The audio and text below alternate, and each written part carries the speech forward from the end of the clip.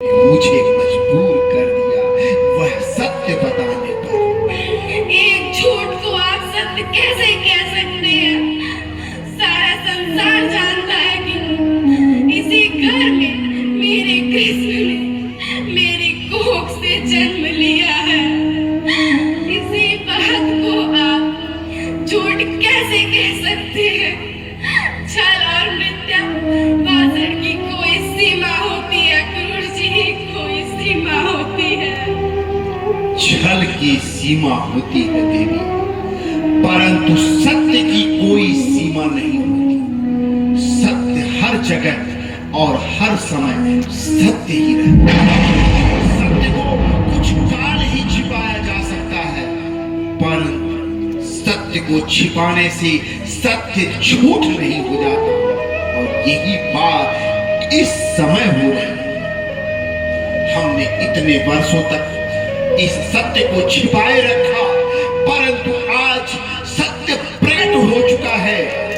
यही हम सबका दुर्भाग्य है। अक्रूर जी, जो आप कह रहे हैं, यदि वो सत्य है तो इसका कोई प्रमाण है आपके पास? हाँ है, परंतु उससे पहले मैं आपसे एक प्रश्न करता हूं कि कृष्ण ने घर में यशोदा भाभी के गर्भ से जन्म लिया, इसका कोई प्रमाण है आपके पास? सबसे पहले उस बालक को किसने देखा? मैंने। आपने उसे जन्म लेते हुए देखा? नहीं, मैं जब वहां गई तो उस बालक का जन्म हो चुका था। उस कक्ष में और कौन था? नंदराय जी थे। आपने उस बालक को जन्म लेते हुए देखा? नहीं, मैं सोया था। और यशोदा भाभी? वो तो बेहोश थी। और कोई था? कोई दाई, कोई गांव की औरत? नहीं। इसका अर्थ यह हुआ कि कृष्ण को जन्म लेते हुए किसी ने नहीं देखा।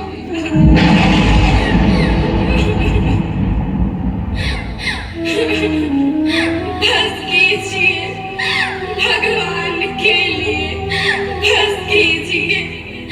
ये कैसी अनर्गल बातें हो रही हैं। किसी ने नहीं देखा तो इसका अर्थ ये तो नहीं कि मैंने बालक को जन्म दिया ही नहीं।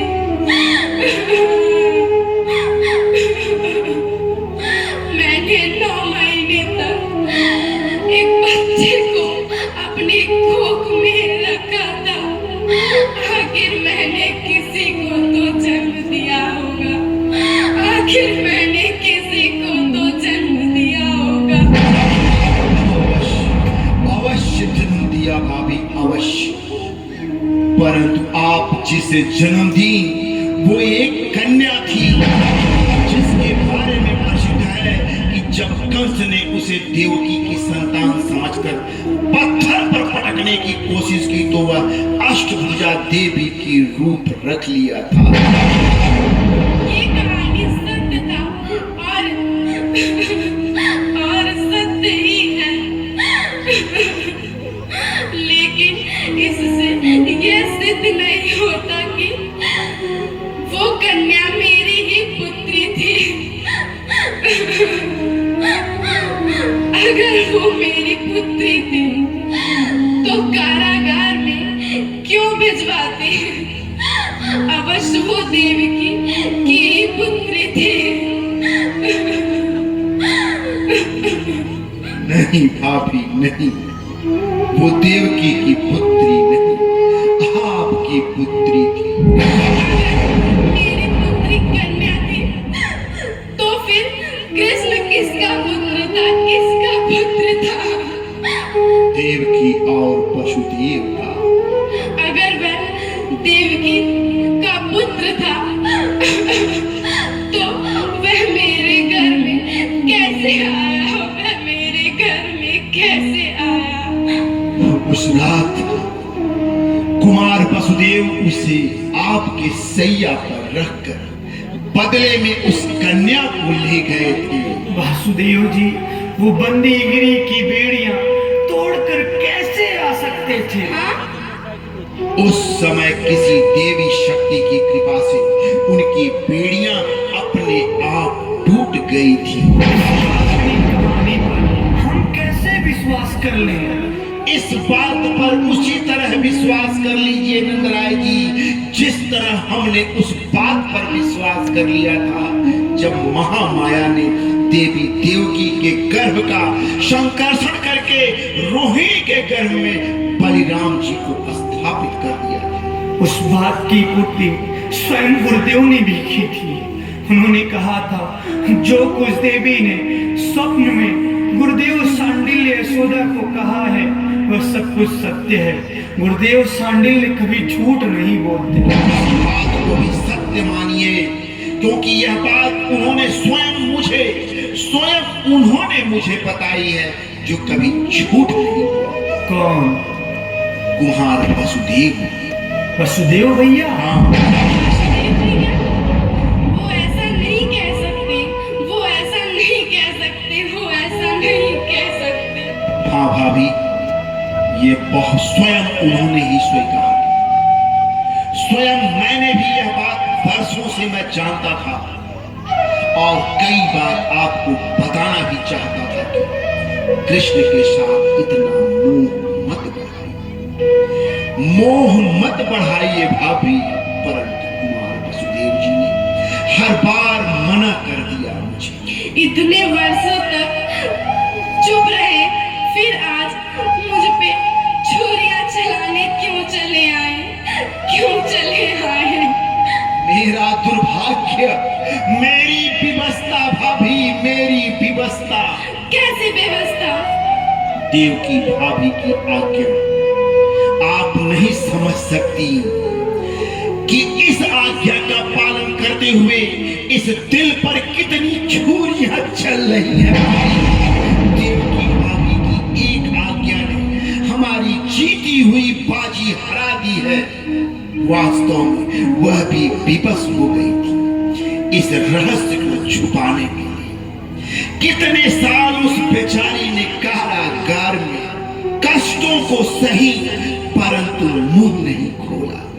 जब कंस ने कुमार वसुदेव भैया ने जहरीले सांपों से भरे अंधेरे कुएं में ऊपर टांग दिया, तो उस प्रतिवर्ता स्त्री को विवश होकर कंस के सामने यह कबूल करना पड़ा कि कृष्ण ही उसका संतान है। जिस उस हत्यारे को आज तक तलाश थी, तभी मजबूर होकर देवकी भाभी ने मुझे आज्ञा दी कि मेरे पुत्र को गोकुल से लेकर आओ और कंस के हवाले कर।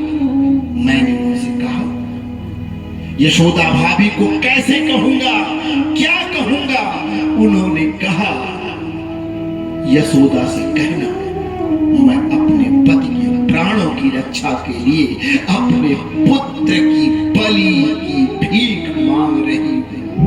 मेरा पुत्र लौटा दो, मेरा पुत्र लौटा दो, मेरा पुत्र लौटा दो।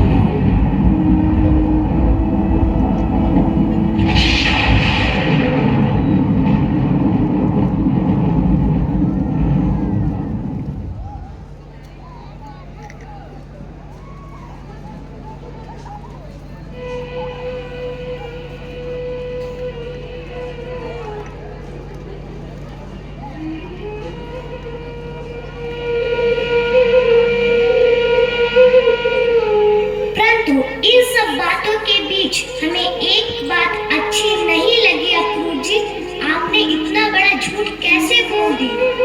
झूठ? कौन सा झूठ? आपने ये जो कहा कि यशोदा मेरी मैया नहीं, अक्रूर जी जन्म से लेकर आज तक मेरे लिए यशोदा ही मेरी माँ है और सदा वही मेरी मैया रहेगी। परंतु आपका जन्म? अक्रूर जी, मुझे जन्म किसने दिया मैं नहीं जानता, परंतु मेरी याद में पहली बार जिसने मुझे अपना पुत्र कहकर बुलाया था वे मेरी यशोदा मैया ही थी। जिसने मुझे अपने गोद में बैठाकर, जिसने अपने ममता का दूध पिलाया, जिसने मेरी उंगली पकड़कर मुझे चलना सिखाया, सिखाई वे मेरी यशोदा मैया ही थी। अक्रूर जी, जिसने मेरी छोटे छोटे कानों में मीठी मीठी लोरियां सुनाई थी, अक्रूर जी वह मेरी यशोदा मैया ही थी। बस करो भगवान के लिए, बस करो मेरे हृदय पर और छुरियां मत चलाओ। मैं नहीं सुन सकती, मैं और नहीं सुन सकती। मैं मर जाऊंगी, मैं मर जाऊंगी। यशोदा, यशोदा, धैर्य रखो। यशोदा, नहीं मैया, ये झूठ है, ये झूठ है मैया। ऐसी झूठ बात मैं नहीं मानता मैया, और मैं मान सकता हूँ मैया। मैया, ए मैया, मेरा विश्वास करो मैया।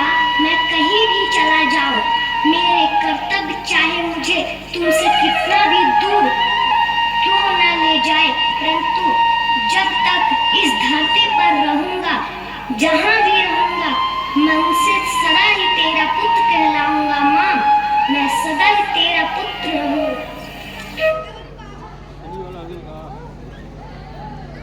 जो खुल जाएंगे, जिससे तू मोक्ष की प्राप्ति हो जाएगी।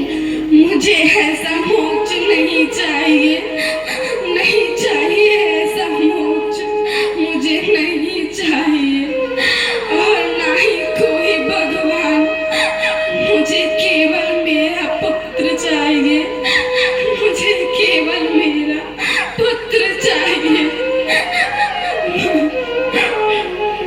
मैं ऐसे भगवान का क्या करूंगी, क्या करूंगी? ना ही उससे प्यार कर सकूंगी, ना ही उस पर क्रोध कर सकूंगी मैं, और ना ही उसे माखन मिश्री खिला सकूंगी।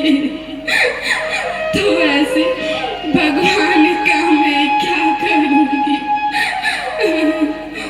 मुझे तेरा भगवान मोक्ष तेरा नहीं चाहिए, मुझे केवल मेरा पुत्र चाहिए, मुझे केवल मेरा पुत्र चाहिए। जो मुझे दुख दे तो आनंद पाऊंगी। वाह मैया वाह, तू तो ज्ञान योग भक्ति इन सब सीमाओं को पार कर चुकी है। तुझे तो अब भगवान की भी जरूरत नहीं, भगवान को तुझे जरूरत, माँ की आवश्यकता है। तू धन्य है। ये सब नाटक मेरे साथ मत कर। बचपन से ये नाटक करके मुझे रिझा रहा है। वास्तव में तू मेरा पुत्र है ही नहीं, तू मेरा शत्रु है, तू मेरा शत्रु है। मुझे ये मोक्ष की बातें मत समझा, मत समझा। चला जा, चला जा। अपनी असली माता के पास चला जाऊंगा, परंतु यह अंतिम रात तो मैं अपनी असली माता के पास बिता लूं। अब तुझे मुझसे क्या चाहिए, क्या चाहिए मुझसे, क्या चाहिए? एक वचन मैया, तू मुझे एक वचन दे। मांग ले, जो भी मांगना है मांग ले। तू मेरे पीछे रोया नहीं करेगी मैया, तू मेरे पीछे नहीं रोया करेगी।